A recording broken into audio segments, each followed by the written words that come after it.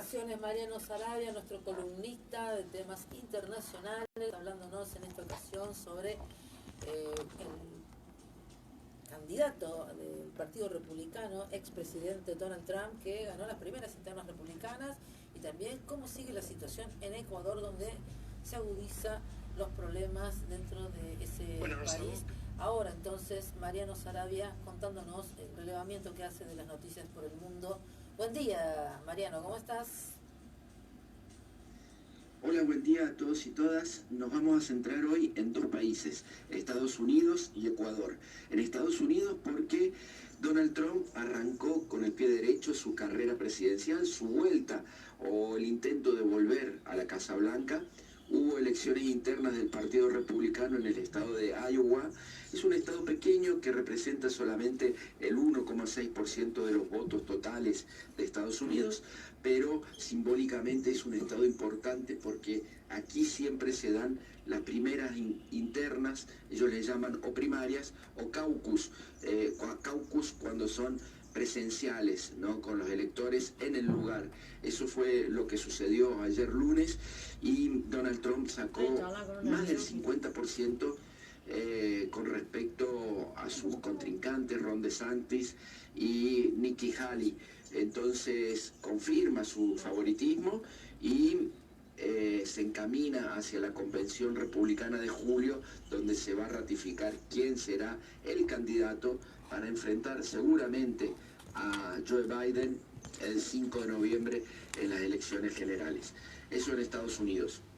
En Ecuador, más drama, más tragedia dentro de lo que ha sido calificado por el gobierno como un conflicto armado interno, es decir, una guerra interna contra el crimen organizado, contra el narcotráfico.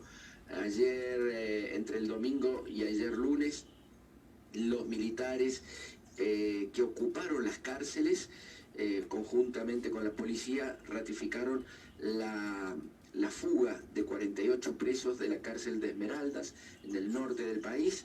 Un muerto, un nuevo drama.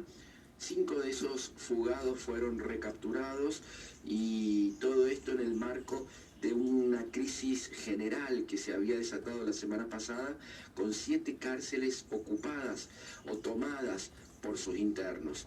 Esto en un contexto más general todavía que nos había sorprendido, nos había impactado con la irrupción de encapuchados a un canal de televisión cuando estaba al aire y una guerra abierta del narcotráfico contra el Estado ecuatoriano. Hay que decir que, por ejemplo, dentro de la ocupación militar y policial de las cárceles, sorprende que 48 presos se escapen y es quizás una muestra más de que el Estado ecuatoriano está absolutamente atravesado por el crimen organizado, es un narcoestado. ¿Qué explicaciones podemos dar sobre esto? Bueno, primero, hasta que gobernó Rafael Correa, había muchísima más tranquilidad en Ecuador. Era un país mucho más tranquilo porque había más producción, había más trabajo.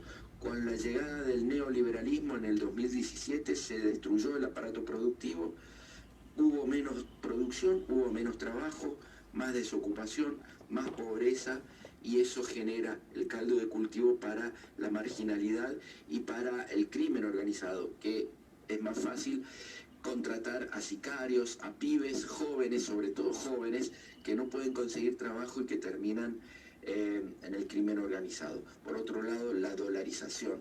La dolarización es una facilitación del crimen organizado porque ya no hay que cambiar moneda y no deja traza cambiaria para seguir las actividades ilícitas.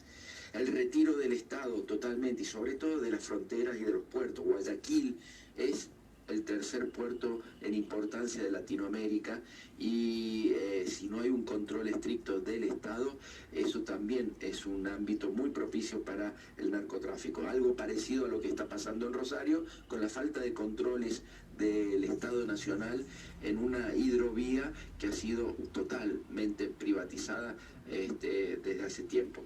Y finalmente, ¿cuál sería la lucha? Bueno, seguir la traza financiera y quizás seguir lo que hacen algunos estados de Estados Estados Unidos o Uruguay u otros países europeos, que es ir avanzando en la legalización de algunas drogas para sacarles el negocio a los narcotraficantes. Un abrazo y hasta la semana que viene.